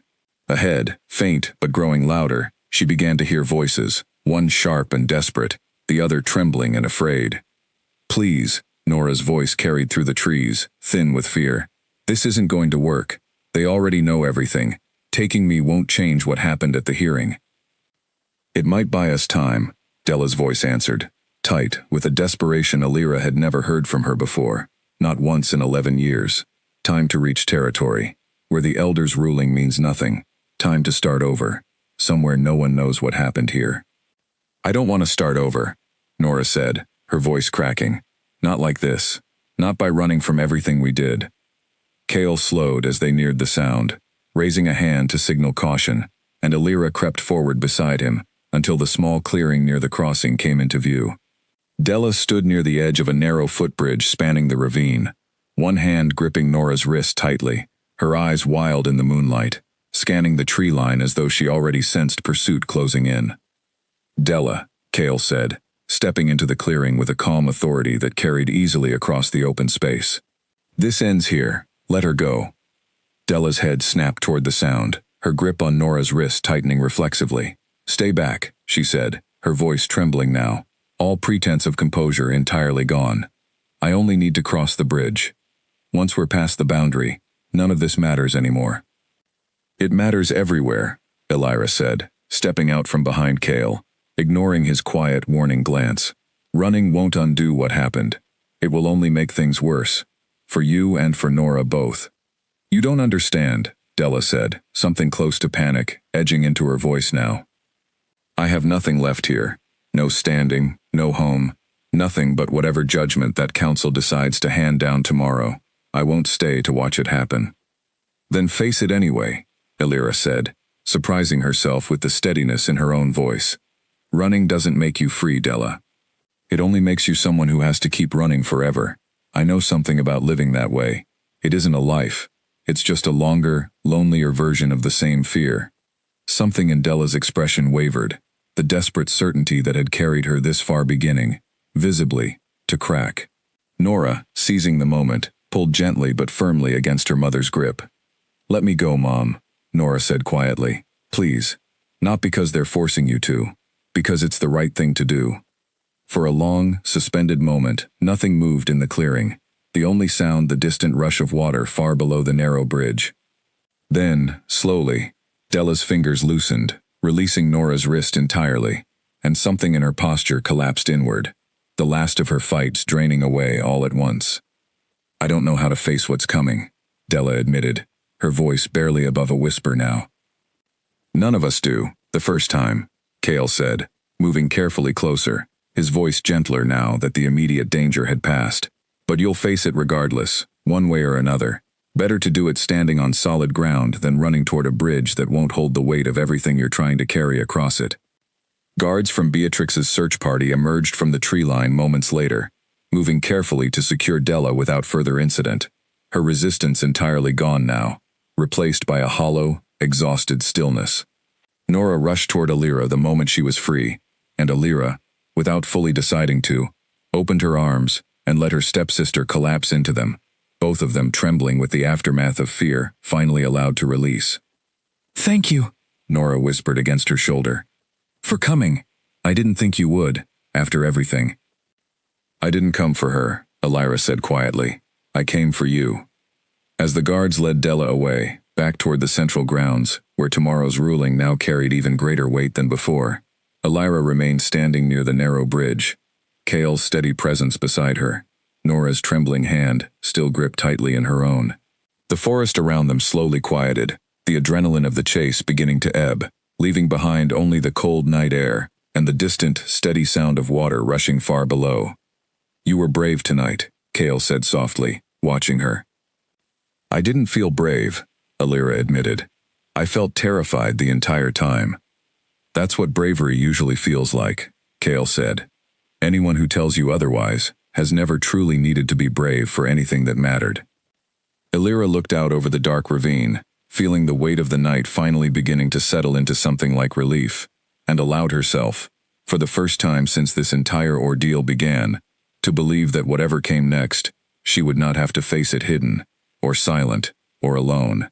By the time they returned to the central grounds, dawn was only a few hours away, and Alira felt the events of the night settling over her like a heavy blanket, exhaustion and relief tangled together in a way that made sleep feel both impossible and desperately necessary.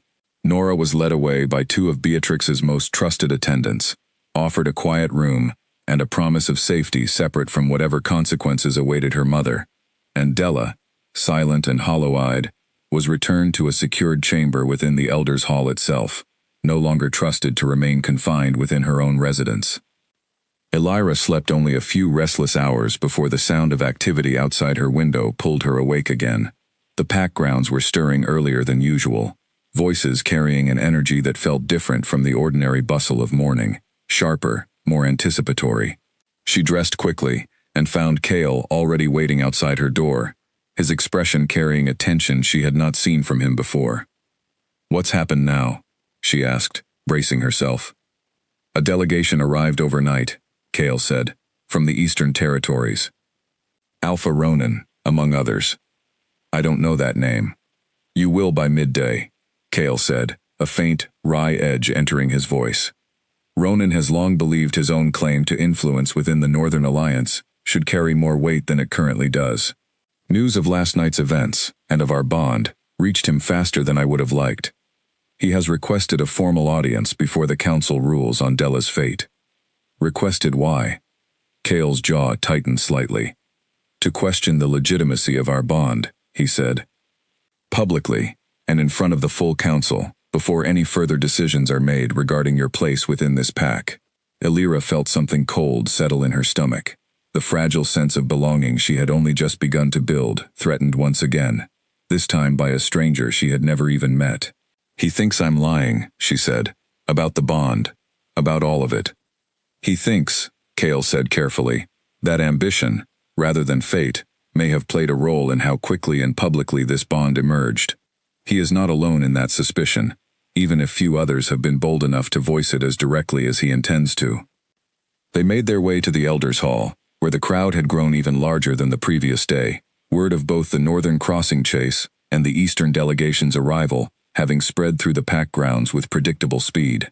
Alpha Ronan stood near the front of the hall when they entered, a tall, broad-shouldered man with a carefully neutral expression that did little to disguise the calculation behind his eyes. "Alpha King," Ronan said, inclining his head with just enough formality to avoid outright disrespect. "I understand congratulations may be in order, though the circumstances surrounding this bond have raised some concern among the Allied territories." "Concern about what, exactly?" Kale said, his voice even, though Elira could feel the tension radiating from him. A hidden Omega, confined for years by her own family, suddenly discovered on the single night she might be presented to the most powerful Alpha in 5 territories, Ronan said, spreading his hands, as though the observation were self-evident. "You must admit, Your Grace, the timing invites questions." A murmur rippled through the gathered crowd, and Elira felt her chest tighten, old fears of disbelief rising up despite everything she had already survived to prove otherwise. Kale, beside her, did not so much as flinch. "The timing," Kale said, "is precisely what makes the truth undeniable. Elira did not choose to be locked in that attic on the night of the ceremony. Her stepmother chose it, and paid dearly for that choice, as this council's inquiry has already established beyond reasonable doubt. If anything, the timing proves the opposite of what you suggest. No one arranges to be discovered while trapped behind a door reinforced with iron fittings." "Perhaps not the girl herself," Ronan allowed, though his tone remained carefully skeptical. "But bonds can be claimed falsely, by those eager to secure influence through marriage into power. I mean no offense to the girl. I simply request proof, before this council finalizes any ruling that will affect the standing of the entire Northern Alliance." "What kind of proof would satisfy you?" Priya asked, her voice carrying the careful neutrality of someone determined to see the matter resolved fairly, regardless of which direction the truth ultimately pointed. Ronan considered this for a moment. "The old confirmation ritual," he said finally. "A true bond reveals itself under the confirmation flame, visible to any who witness it. If this bond is genuine, as the king claims, it should withstand the test easily. If it is not..." He did not finish the sentence, but the implication hung heavy in the air regardless. Kale's expression darkened, though his voice remained steady. "The confirmation ritual has not been formally invoked in over a generation," he said. "It is considered, by most standards, an outdated and unnecessary practice, given how rare false claims of bonding have become." "Rare does not mean impossible," Ronan said. "And given the unusual circumstances surrounding this particular bond, I believe caution is warranted, however outdated the practice may seem to some." Elira felt every eye in the hall settle on her once again, the weight of the moment pressing down harder than anything she had faced in the previous day's hearing. She glanced at Kale, searching his expression for guidance, and found instead a quiet, steady question in his eyes. an unspoken asking of whether she was willing to face this too. "I'll do it," Elira said, before she fully decided to speak at all. "Whatever this ritual requires.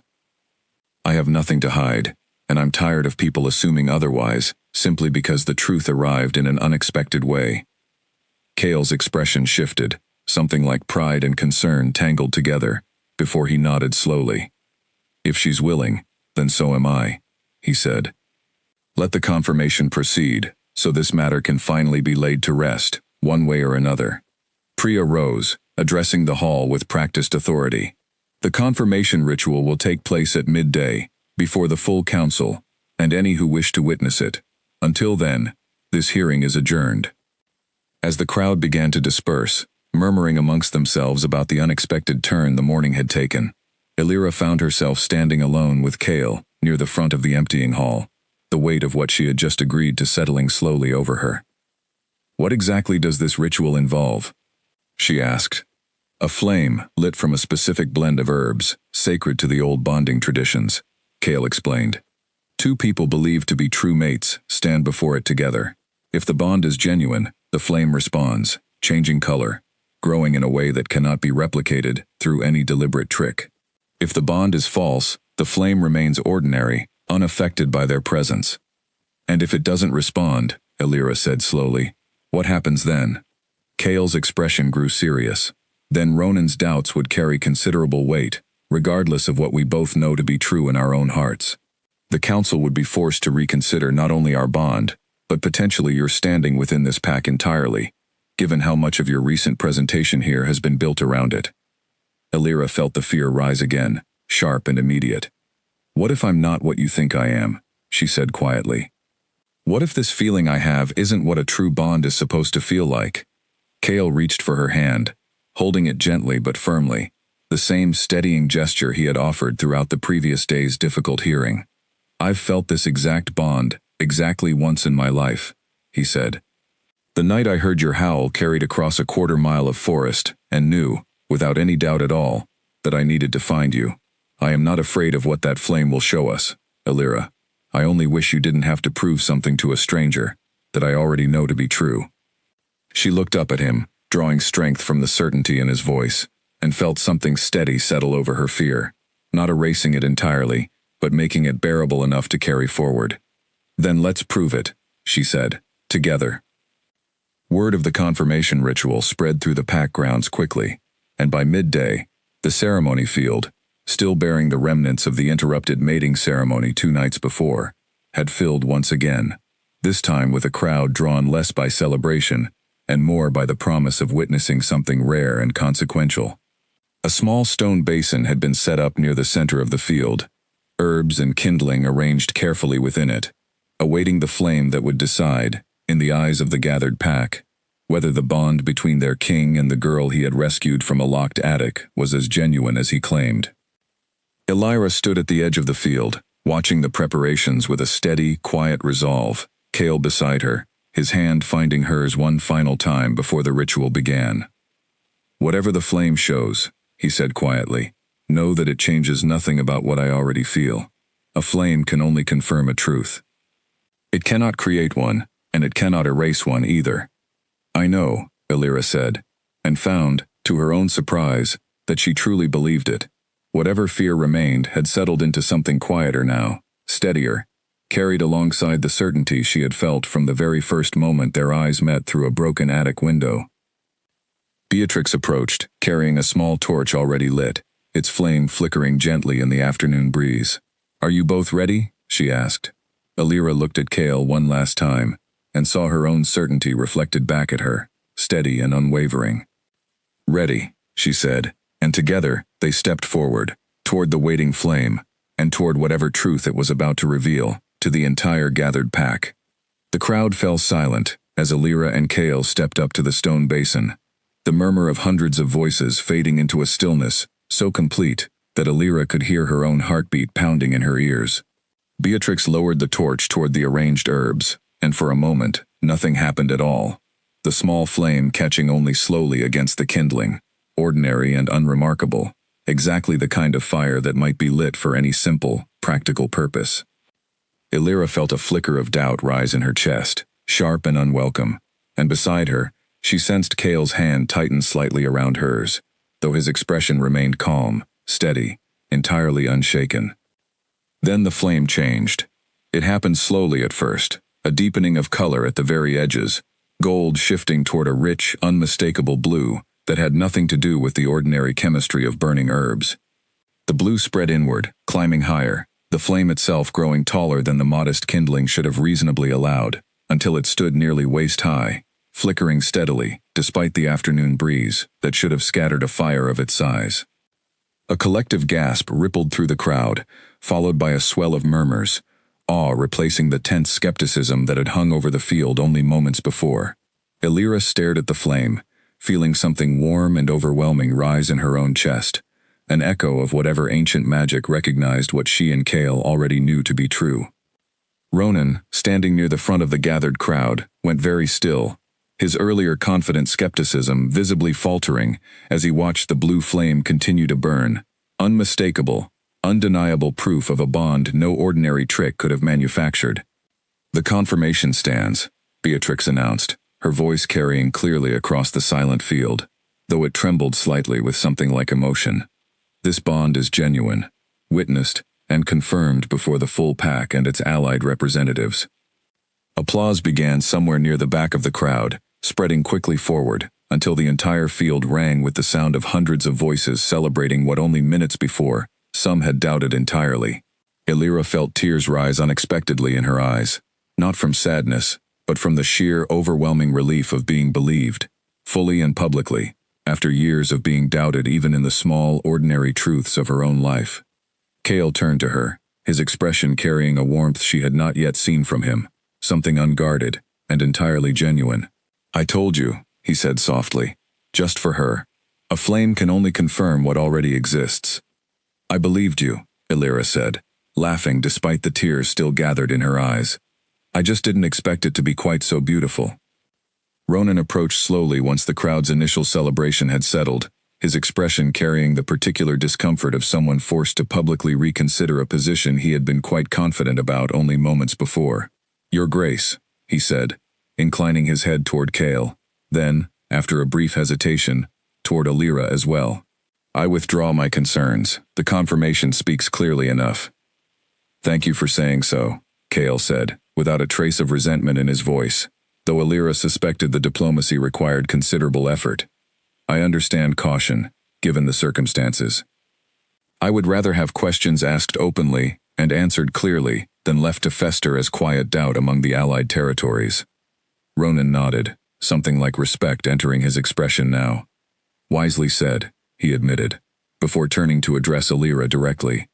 "I offer my congratulations, and my apologies for any distress my request may have caused." "Apology accepted," Elira said, and found, somewhat to her own surprise, that she meant it. The fear his challenge had stirred in her still lingered faintly, but it was overshadowed now by the far larger, far more important truth the flame had just confirmed, before the entire gathered pack. As the crowd began to disperse, still buzzing with excited conversation about what they had witnessed, Priya approached, her expression carrying the particular gravity of someone about to deliver news of considerable consequence. "The council has reached its decision regarding Della," she said quietly, addressing both Elira and Cale. "Given today's events, I believe it would be appropriate to deliver that ruling now, while the full weight of everything that has happened remains fresh in the pack's memory." They gathered once more in the Elders' Hall, though the atmosphere felt entirely different from the tense uncertainty of the previous day's hearing. Della was brought in, still pale and hollow-eyed from the previous night's failed escape, though she stood straighter now, as though some part of her had finally accepted whatever judgment awaited her. "This council has carefully considered all evidence presented," Priya announced, her voice carrying clearly across the hall. "The forged medical documents, the confirmed testimony regarding 3 years of escalating confinement, the reinforced door, installed specifically to prevent Elira's attendance at a legally mandated ceremony, and, most recently, an attempted flight across territorial boundaries, during which an additional family member was placed at considerable risk." Della's shoulders sagged slightly, though she did not look away, meeting the council's gaze with something that finally resembled genuine acceptance, rather than the careful performance she had maintained for so long. Given the severity and duration of these actions, Priya continued, this council rules that Della is to be exiled from the Northern Territories, effective immediately. She will be permitted to gather only essential belongings before departing, and will be barred from returning to these lands, or contacting any member of this pack, including her daughter, without explicit council permission. A heavy silence settled over the hall at the announcement, and Alira felt a complicated tangle of emotions rise in her chest, relief, and something almost like grief, tangled together in a way she had not expected.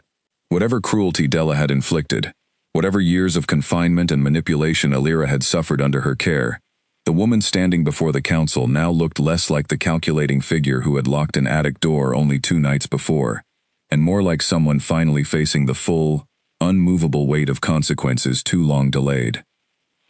Nora will remain within Packlands, under the guardianship of the Elders' Council, until she reaches an age where she may choose her own path independently, Priya continued.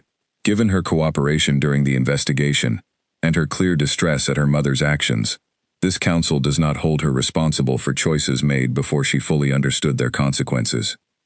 Della's composure finally broke entirely at the mention of her daughter, tears gathering in eyes that had remained dry throughout even the most damning evidence presented against her. May I say goodbye to her? She asked quietly, her voice smaller than Alira had ever heard it.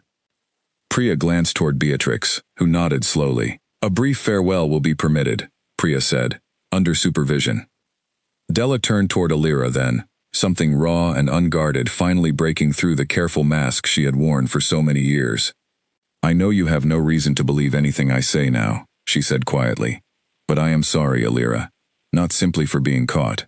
Truly sorry, for all of it. I let something ugly grow inside me, and I let it decide how I treated you, and I don't expect forgiveness for that. I only wanted you to hear it said plainly, once, before I go. Alira studied her stepmother's face, searching for the same performance she had grown so used to recognizing over the years, and found, this time, something that felt genuinely different, whether because circumstances had finally stripped away every advantage of pretense, or because some final honesty had simply reached its breaking point at last. I believe you're sorry, Alira said slowly. I'm not certain I'll ever fully understand why it took losing everything for you to say it, but I believe you. It was not forgiveness, not fully, not yet. But it was something, a small, careful acknowledgement, offered across 3 years of hurt, and Della seemed to understand the distinction clearly, nodding once, quietly, before the guards led her from the hall, to begin whatever journey awaited her beyond the boundaries of the only home Alira had ever known her to have. As the hall slowly emptied, Cale drew Alira close, his arms settling around her with a warmth that steadied the complicated storm of emotions still swirling in her chest. How are you feeling? He asked quietly. Strange, Alira admitted. Relieved and sad and angry, all at the same time. I didn't expect it to feel this complicated. It rarely is simple, Cale said gently, when the person who hurt you is also someone you spent years hoping might love you properly, despite everything. Grief and relief can exist together. You don't have to choose only one. Alira leaned into him, letting the weight of the day finally settle fully, 3 years of confinement and 2 days of extraordinary upheaval beginning, at last, to feel like something she might actually be able to carry forward.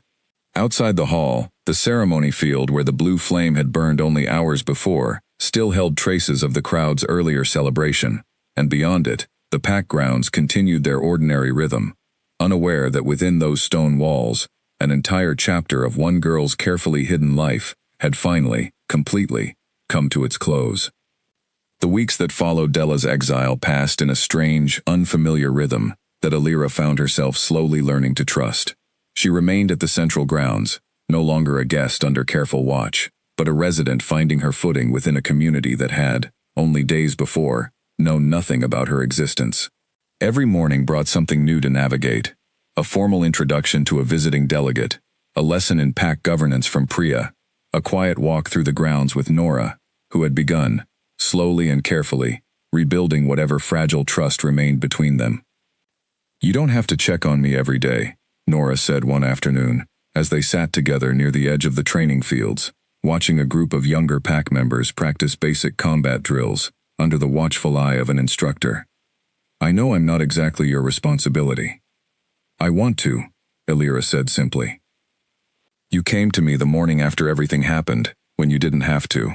That mattered more than I think you realize. Nora was quiet for a long moment, watching the drills below. I keep waiting for you to change your mind, she admitted. To decide I'm too much like her after all. You're not like her, Elira said. You made a choice she never did. You told the truth, even when it cost you something. It was not a complete resolution, not yet. The complicated history between them still carrying weight that would take considerably longer than a few weeks to fully unravel.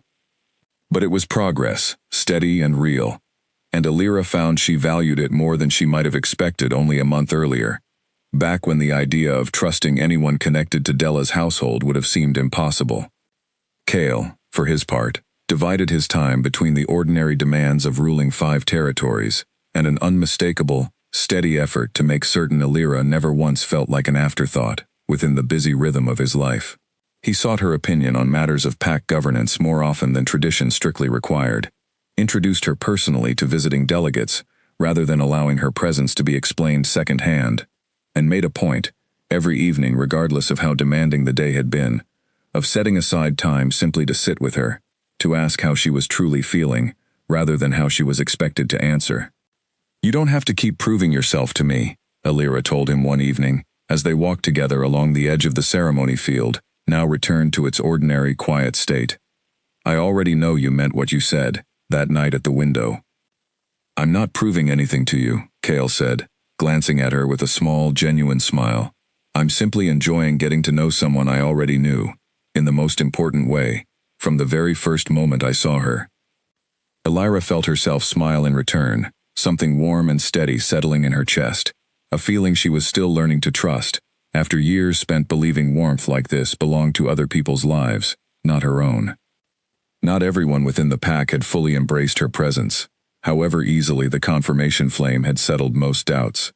Small pockets of resistance remained, quiet murmurs among a handful of traditionalists who believed the abruptness of her arrival, however genuine the bond itself, disrupted a natural order they had grown comfortable with. Elira caught glimpses of it in careful, sidelong glances during formal gatherings, in conversations that fell suddenly silent when she entered a room, in the particular coolness of a few senior pack members who offered polite greetings without any real warmth behind them. It will fade, Beatrix assured her, during one of the regular lessons in pack history and governance she had taken it upon herself to provide.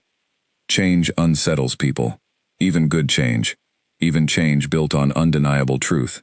Give them time to see what I already see clearly. And what is that? Elira asked. Beatrix considered the question seriously, setting aside the scroll she had been reading from. Someone who survived years of careful cruelty without losing the part of herself capable of genuine kindness, she said. Someone who chased after a stepsister she had every reason to resent, simply because it was the right thing to do.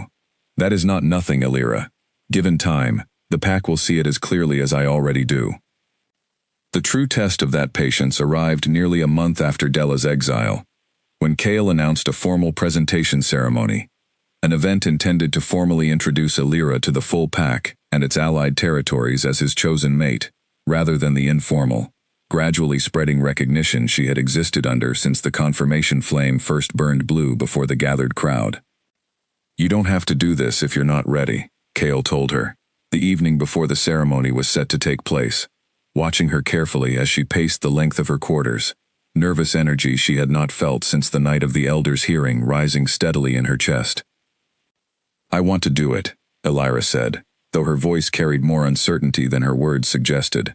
I just don't know how to be someone who stands in front of hundreds of people and asks to be accepted.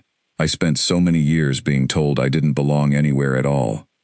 Cale crossed the room and took her hands gently, steadying the nervous energy with the same calm certainty he had offered her from the very first night they met. You don't have to ask to be accepted, he said. You already are, by everyone whose opinion truly matters. Tomorrow isn't about earning a place you've already earned 100 times over. It's simply about letting everyone else finally see what I've known since the moment I heard your voice carried across that field.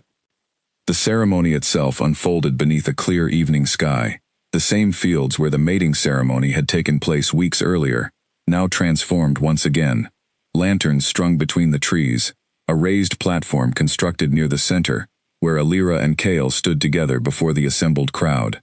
Illyra wore a deep blue dress that Beatrix had insisted on, the color chosen deliberately to echo the flame that had confirmed their bond, and though her hands trembled slightly as she took her place beside Kale, she found, looking out over the gathered faces, that the fear she had carried into the evening had settled into something steadier, something closer to quiet determination. 3 weeks ago, Kale announced, his voice carrying clearly across the silent field, many of you witnessed something none of us expected, a hidden truth, uncovered by chance and circumstance, revealing a bond as genuine as any this pack has ever known. Tonight, I stand before you not simply to confirm that bond once more, but to formally welcome Illyra into this pack, not as an outsider granted permission to belong, but as someone who has already proven, through courage few of us will ever be tested to match, that she belongs here as fully as any wolf born within these lands. A murmur of approval rippled through the crowd, warmer and more unified than any reaction Illyra had witnessed since her arrival, and she felt something in her chest finally, fully release. 3 years of careful hiding giving way at last to a moment she had never once dared to imagine for herself. Priya stepped forward next, carrying a small, carved wooden token, the traditional mark of formal pack membership offered to those joining from outside its established lines. Illyra, she said, presenting the token with a solemnity that carried real weight, despite the simplicity of the object itself. Do you accept this pack, its laws, and its people, as your own? I do, Illyra said, her voice carrying clearly across the silent field, steadier than she had expected it to be. And do you, in turn, offer this pack your loyalty, your honesty, and your care, for as long as you remain among us? I do, Illyra said again, and felt the weight of the promise settle over her, not as a burden, but as something closer to relief, the formal acknowledgement of a belonging she had already begun to feel in smaller, quieter ways over the past weeks. The crowd erupted into applause as Priya placed the token in her hands, and Kale drew her close, his expression carrying a warmth and pride that made the last of her nervousness dissolve entirely. Somewhere near the front of the gathered crowd, Illyra caught sight of Nora, tears shining in her eyes, and beside her, Beatrix, nodding slowly with quiet satisfaction, and further back still, a scattering of the once skeptical traditionalists, their expressions, if not entirely warm, at least no longer carrying the same cool reservation they had shown weeks before. How do you feel? Kale asked quietly, as the formal proceedings gave way to the ordinary celebration that followed, music and laughter filling the field, as the pack settled into an evening of genuine festivity. Illyra considered the question carefully, taking stock of everything she felt in that moment, standing beneath the open sky in a field she had once only been able to watch from a locked attic window. Free, she said finally. For the first time in longer than I can remember, I feel completely, entirely free. Kale smiled, drawing her closer as the music swelled around them, and together they moved out into the celebrating crowd, no longer a hidden girl and the king who had found her, but two people whose lives had become, fully and irreversibly, one shared story, still being written, page by page, beneath the same open sky that had once seemed so impossibly far away. Spring arrived slowly over the northern territories, the last traces of winter frost giving way to soft green growth along the paths Illyra now walked freely, without guard, without permission, without the careful weight of watching eyes that had followed her every movement in the early weeks after her presentation. A year had passed since the night she woke to the sound of a lock turning in a door that should never have existed, and though the memory of that night had not entirely faded, it no longer carried the sharp, immediate fear it once had. It had become simply another part of her story, a difficult chapter, rather than the whole of it. She stood now at the edge of the training fields, watching a new group of young pack members practice under the morning sun, and found herself smiling at the sight of Nora among them, no longer the anxious, uncertain girl who had appeared at her door the morning after everything changed, but someone steadily coming into her own confidence, her instructor calling out corrections that Nora absorbed with a determination Illyra recognized, with quiet pride, as something she herself had helped nurture over the past year. She's improved considerably, Kale said, coming to stand beside her, his hand finding hers easily, a gesture so familiar now it barely registered as anything but natural. She has, Illyra agreed. I think she needed to believe someone actually wanted her to succeed, rather than simply tolerating her presence. They had heard little from Della in the months since her exile. Only occasional, distant reports carried through Allied territories, suggesting she had settled somewhere far to the south, building a quiet, unremarkable life, far from the influence and standing she had once fought so desperately to protect. Illyra found she no longer thought of her often, and when she did, the feeling that rose was not anger, not any longer, but something closer to a distant, complicated sadness for the woman who had let ambition and fear curdle into years of careful cruelty, and who had lost, in the end, everything she had been trying so hard to hold on to. You're thinking about her, Cale observed, always attentive to the small shifts in her expression. A little, Illyra admitted. Not the way I used to. It doesn't hurt the way it did. I think I've finally let it become simply a part of my past, instead of something still shaping every part of my present. That's growth, Cale said gently. Real growth, not simply moving past something, but understanding it well enough to finally set it down. Illyra leaned into him, watching the training continue below, the ordinary rhythm of pack life carrying on around them. Wolves greeting one another in the paths, children chasing each other between the training grounds and the central hall. The entire community existing exactly as it always had, except now, fully and completely, she belonged within it, not as a secret kept hidden in an attic, but as someone known, valued, and, most importantly, free. Beatrix approached them a short while later, carrying the particular energy of someone with news to share. The Southern delegation has confirmed their visit for next month, she said. They've specifically requested to meet the Omega, whose confirmation flame burned brighter than any recorded in 3 generations. Your reputation, it seems, continues to spread well beyond our own borders. Illyra laughed softly at that, still not entirely used to the idea of her own story carrying weight in territories she had never even visited. I suppose I should prepare something more impressive to say than simply explaining how I ended up locked in an attic. I imagine the truth will serve you well enough, Beatrix said, a rare warmth entering her usually formal tone. It has served you well enough so far.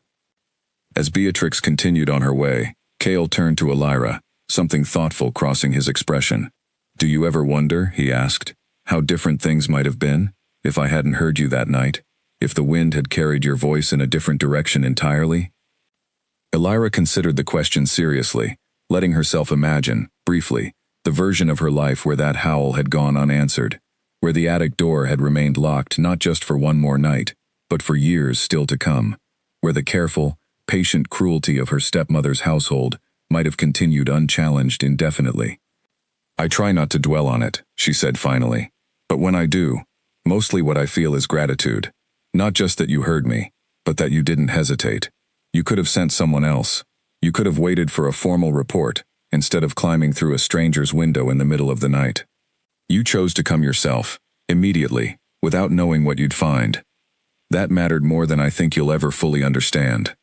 I understood it the moment I saw your face at that window, Cale said quietly. Some choices don't require deliberation. They simply require listening closely enough to hear what truly matters. They stood together a while longer, watching the training fields below, the pack grounds humming, with the ordinary precious rhythm of a life fully lived, rather than carefully hidden. And Illyra found herself thinking, not for the first time, of the girl she had been only a year before, curled up in a locked attic room, believing herself forgotten by a world that had simply never been given the chance to see her clearly. That girl had needed only one thing, in the end, to change everything. Someone willing to listen. Someone willing to climb through a broken window without hesitation, simply because a voice in the darkness had called out, and something ancient and certain within him had recognized it as a call worth answering. She had found that person, against every impossible odds stacked so carefully against her, and in finding him, had finally found her way back to herself as well, no longer hidden, no longer small, no longer waiting behind a locked door for a life she had once believed she would never be allowed to have. Below them, the training continued, the sun climbing higher over the northern territories, and Illyra, alpha queen of a pack that had once known nothing of her existence, stood beside the king who had heard her in the dark, and let herself, fully and without reservation, believe in the steady, unshakable promise of everything still ahead.